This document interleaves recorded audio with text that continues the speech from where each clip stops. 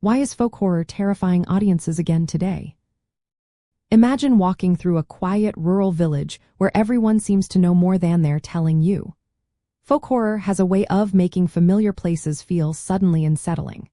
This genre taps into fears rooted in tradition, land, and community. Unlike typical horror that relies on loud noises or shocking visuals, folk horror creates dread through atmosphere, isolation, and the idea that ancient beliefs can still influence the present. It often features countryside settings, secretive local customs, and supernatural forces linked to the land itself. The real horror isn't just monsters or ghosts, but the realization that ordinary people and communities can hide dark secrets or even be the source of terror. The roots of folk horror in movies come from British films made in the late 1960s and the 1970s. These films often showed rural life, pagan rituals, and witchcraft, using the countryside as a backdrop for stories where nature feels alive and threatening. Over time, other countries adapted folk horror to reflect their own myths and fears, making it a flexible genre. It explores universal worries about losing cultural identity, feeling disconnected, and the unknown lurking just beyond the familiar.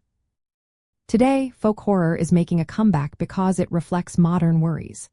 In a world where many feel increasingly separated and uncertain, stories about isolated communities and ancient rituals hit close to home. These films often deal with themes like alienation, the erosion of traditions, and the dangers of blindly following old customs.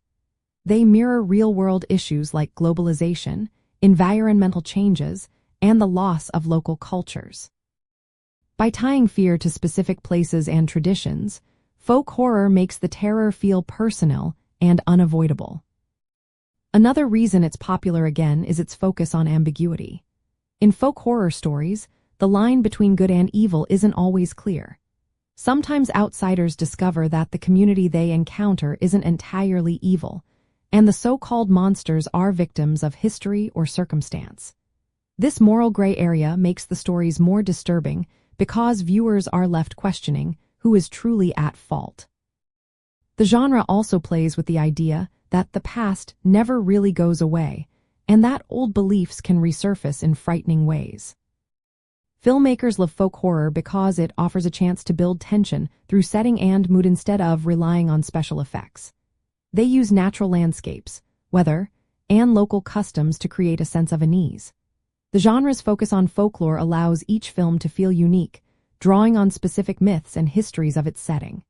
This approach lets filmmakers comment on social issues like the clash between progress and tradition, or what happens when history is ignored. For people making YouTube videos, highlighting how folk horror uses location and culture to build fear can be very engaging. Comparing different regional takes on folk horror shows how the genre reflects local fears and traditions. Analyzing how these films connect to current societal worries makes the content relevant and interesting. The genre's revival shows that audiences are craving stories that feel authentic and rooted in real-world concerns rather than just pure fantasy. In the end, folk horror is frightening again because it speaks to modern fears about identity, community, and the unknown. Its focus on atmosphere, moral complexity, and cultural roots makes it especially effective at unsettling viewers. For horror fans and creators alike, the genre's return reminds us that our deepest fears are often tied to land, tradition, and the darker parts of human nature.